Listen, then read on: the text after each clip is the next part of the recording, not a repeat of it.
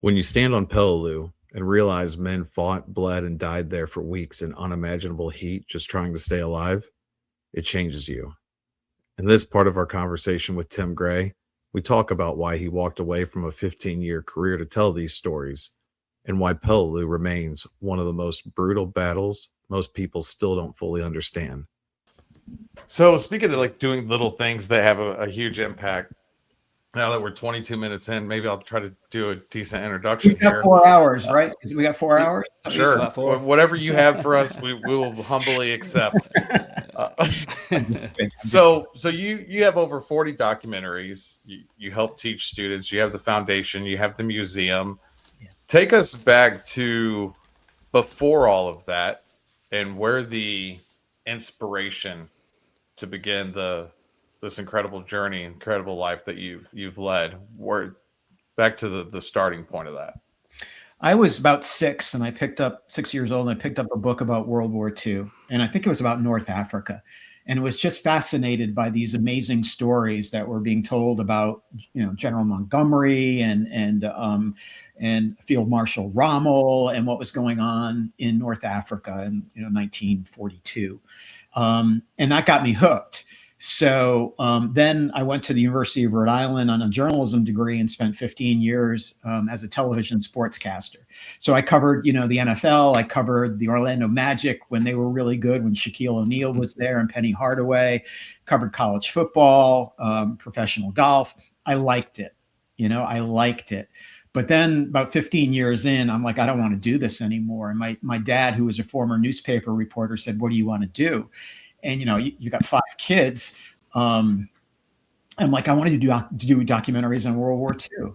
And he's like, "Don't you think that's kind of a niche thing? How are you going to support a family with 5 kids and doing that?" And we did our first film in 2006, and now we're just finishing up our 43rd. Paul Giamatti's narrating that for us next week. And it's just been the most rewarding thing I've ever done in my entire life, besides having a family. So that's the short version of it. Well, you've gotten to meet so many cool people. I know you got to meet Steve Bollinger. Yes. When I was flying over, I had a layover in Taiwan, and I'm walking towards the gate, and there's this lady there, and she kind of smiles and waves. And when I got some time, I'll go check out if they have a coffee or something. So I went in there. I'm sitting by myself, and I hear these guys talking about Peloo. And so I go over, and I was just like, "Hey, were you guys just talking about Peloo?" And this guy with this, either British or Australian, you couldn't kind of tell accent. Australian. Well, yeah. he's like, "Yeah, mate, are you military? Come sit with us." And yeah, so I got to meet him, his wife. He was telling the story of everything that he did, which you had his work in your documentary. I mean, it was crazy.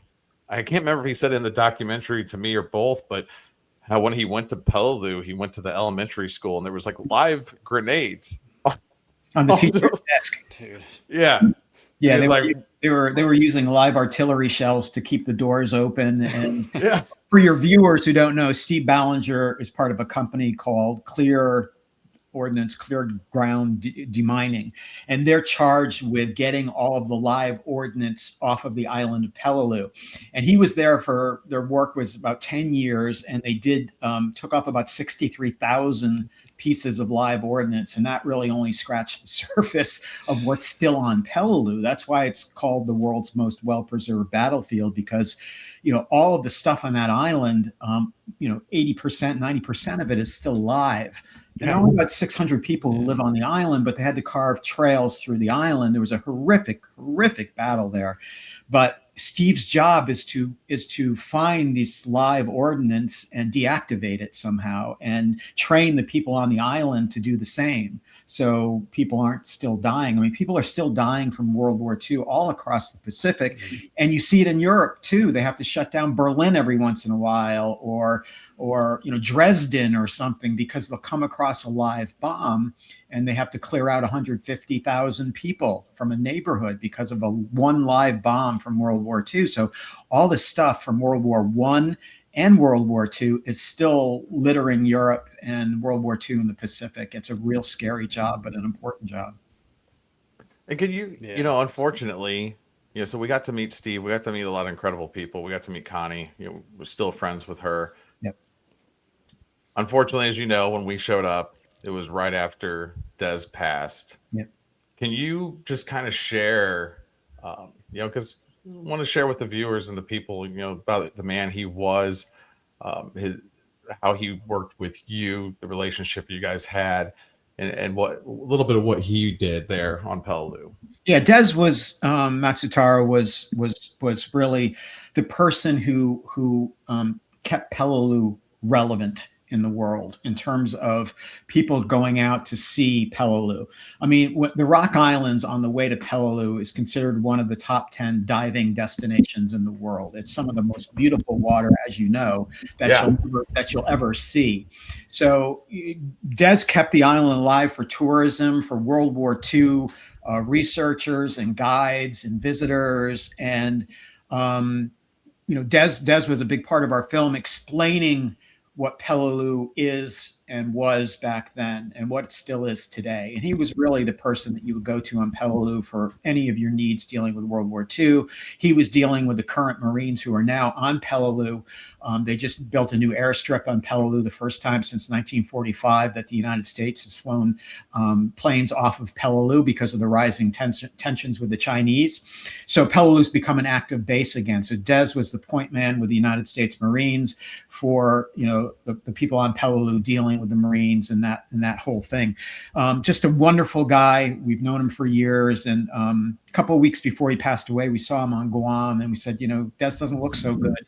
He just had a lot of pressure on him, but he was just the most wonderful human being. I think about him every day. And you know, when you had a question about Peleliu's history during World War II, even prior to that, Des was the guy that you wanted to talk, and he would take you through the caves on Peleliu.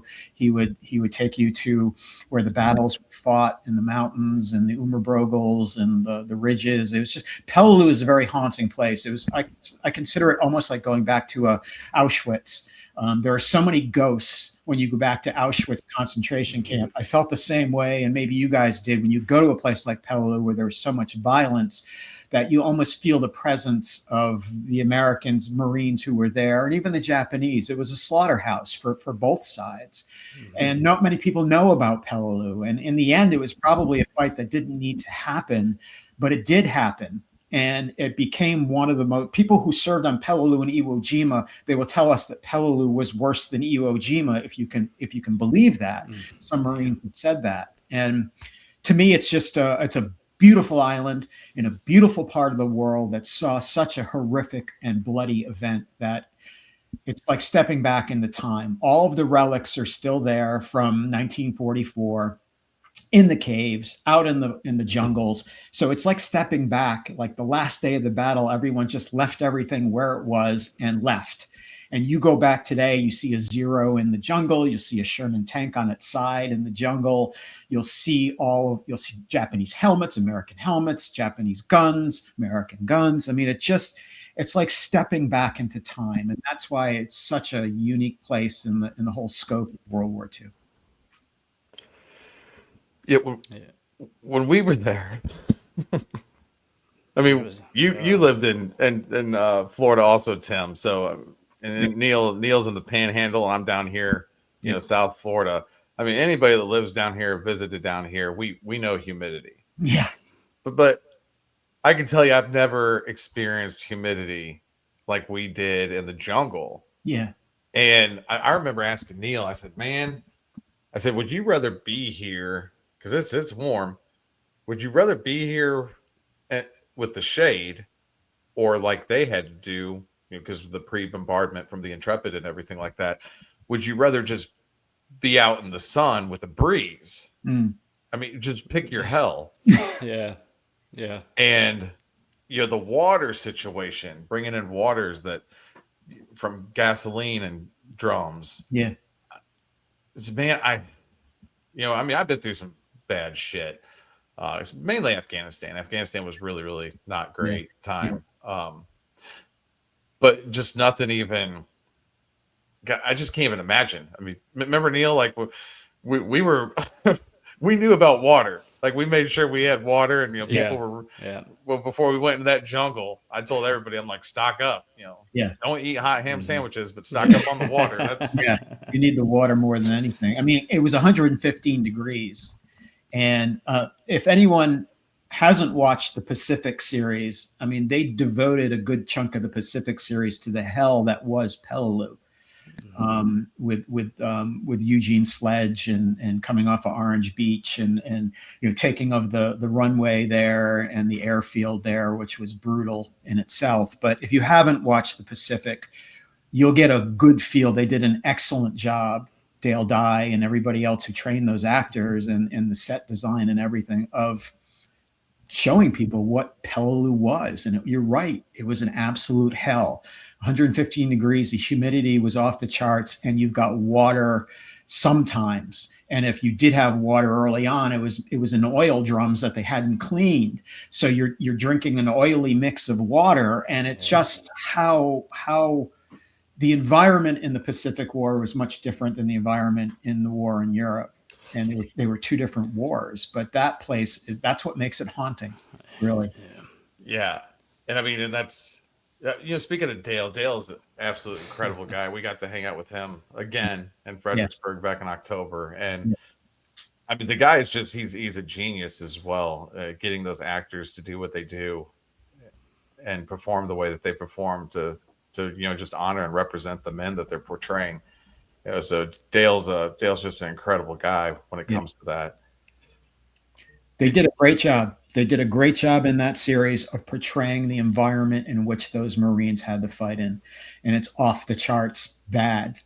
I mean, you could get a drink of wine when you're in France, or have some Calvados in France, maybe see a girl in a small French village. Over there, it's crocodiles, it's malaria, dysentery, beriberi, 115 degrees in the jungle against an enemy that won't take you prisoner, that will die trying to kill you. And so two different wars, and the Pacific series did just a phenomenal job in portraying the difference between Band of Brothers and the Pacific in terms of the layout and environment. Absolutely. Yeah. Man, remember when we went to the ridges, and of course, we get in there after walking, for however long. We're already, we're trying to save water, and we get into the ridges, and it just goes uphill from there. It's like everything is all uphill, but I guess we were. I'll never forget when I had the thought, because immediately, like, the tactics part of your brain starts to take over. You know what went on there, so I know, Mike, I'm sure you did the same, man. But I was thinking, damn, how would we approach this, like, today, if we had to fight it that way? Like, how do they do it? But again, man, just to be there and literally touch it, the coral, the limestone, and all that. It's like, oh my gosh, dude. And there was no, like you said, there was no shade. There was no all the pre-bombardment eliminated all the foliage, or most of it, anyways. And I believe, wasn't it Sledgehammer said it was 105 degrees in the shade? We were not in the shade. And the humidity on top of that, it was like maybe 83, 84 degrees when we were there. Yeah. But the humidity, you wore it. It was like a cloak. I was like, man, this is insane. Florida had nothing on it. Yeah. And I think people hear my family and friends, when I tell them about it, they probably think I'm exaggerating. Yeah. I'm like, no, no, you don't understand until you're there. It was insane. And again, like, how did they do it? No water, and that was just the start of their battle. Yeah. And they had another 27, 28 days of fighting in those ridges, and painfully reducing that pocket. And man, it's just, they were incredible. Yeah, they were incredible. I encourage anybody who has an interest in the Pacific as a war theater to learn more about Peleliu. And one of the guys in one of our films said, I was on Guadalcanal for 6 months, and I was on Peleliu for like 5 days. And he said Peleliu was worse, than Guadalcanal in that 5 days. And, it just had every element that kept you behind the 8 ball And as a Marine, you just had to keep moving forward. It was, again, it's probably the most haunting place I've ever been besides a Nazi concentration camp. Well, and I was going to go back to that statement because, you're talking about how beautiful it is. And it's funny, as I was just, saw something on Nat Geo where they were showing Peloo, or more Palau, Wow. the diving, Yeah. and just how beautiful it is there. And I think when you say haunting, I think what comes to my head is think of like just this kind of like beautiful old mansion. Like those are the places that are haunted, and that's what Peleliu is. Peleliu is just this beautiful gem of a place, and then when you go inside, when you go in that jungle, and like you said, I remember we did not take the trail because we wanted to go to 140 with Scott where Andy was killed. Yep. And so we got way off the beaten path. And I just remember walking past a mortar round, a UXO just sticking out of the ground. Yeah. I mean, and just, the tracks that are there and the jungle, and it's great. It's the vines, the trees growing up through the pillboxes and bunkers. And it's a haunted house. You mentioned mansion. It's like, it's a haunted mansion. That's what it is there. Because from the outside, when you're on your way to visit Peleliu, you're like, boy, this is a tropical paradise. And that's how a lot of those Pacific islands were. If you flew over them, you'd say, wow, that looks like Gilligan's Island. I mean, it looks like a place I would love to put out a blanket on the beach and have a pina colada and stuff. But once you get into that jungle, it's like, what the hell happened to the paradise? It's gone. This is a haunted house. And the vines and the coral sharp, and you're cutting yourself on the coral. And the Japanese would always have the defensive position looking down on you from the ridges and the cliffs. And it just was horrific. And it's hard to explain to people who haven't been to that place. But like you guys, everyone who's been there, and Scott Gibson, who portrayed Ak Haldane, Andy Haldane in the series, to go back where the character he portrayed in the Pacific was killed by a sniper. For you guys, that must have been, and for him, that must have been just really emotional. That was a heavy day for sure. Because didn't we wrap up and then go to Orange Beach after that? And like, I remember just getting sand, and I remember, like I said, standing there. There's like, the beach is 10 feet. Yeah. I mean, it was heavy, man. It was heavy. It's the only, and to be completely transparent, it's the only World War II battlefield I've ever been to so far. We have plans to get down and visit Dave Holland, do Guadalcanal, and somehow try to find our way to Iwo. But I mean, even to an extent, kind of Bella Wood had that eerie, haunting feeling, which kind of, you mentioned the last survivor of World War I when we kicked this thing off, and I've been kind of wanting to get back to this question. There seems to be more. Well, they're absolutely right. There's more with World War II than was really done with anything on World War I. And, this is even kind of a question I've asked Captain Dye and some other folks. Why isn't there more on World War I? Why is the majority of the media and the information and the things that we have on World War II? And there's kind of a gap, it feels like. They're not even close to equal. There are a few things about it. One, that was a war that was fought entirely, in pretty much in Europe. We weren't attacked in World War I. We didn't get involved in World War I until 1917, and the war ends in 1918. So, I mean, we weren't in that situation. There was also, World War II is considered the most photographed and videoed war in history. So it also is much more documented than World War I in terms of photographs and especially video. So, it was more of a global war too. So there are a lot of factors that go into that from the American side. I mean, if you go to Europe, World War I is still extremely relevant in France and in Belgium and other countries, from the battlefields that are still there at Verdun and other places. But it was just all those factors that played into World War I. But then World War II, again, when you get attacked as a country, the United States, that plays a big role in it. But World War II, there's so many resources that exist in terms of the writing, in terms of the photographs, in terms of the video, that you're never going to run out of that type of stuff to document and tell those stories.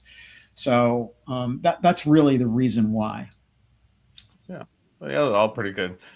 For me, the biggest thing that kind of stood out was like you said, the video, the pictures, just the access, because we just don't have those things to the extent that we do for World War II. But it's very interesting whenever you look at it from a holistic standpoint. For example, I remember just trying to learn more about Peleliu before we went there, and how it had previously, it was like, okay, well, how did the Japanese, why were they there? Yeah. Why did they have it? And I remember like reading that the Germans had it. Yeah. And then following World War I, whenever we divvied up all of the German territories, then the Japanese got it. And history is, it's just such an incredible, you could go down just one rabbit hole. It feels like forever. Yeah. And not even learn about anything else, just one place. Yeah. And that consumes everything, all of your time. Peleliu stands as a reminder of endurance, sacrifice, and the cost of freedom. If this helped you understand it better, the full conversation is available below. Thanks for being here with us. Semper Fi.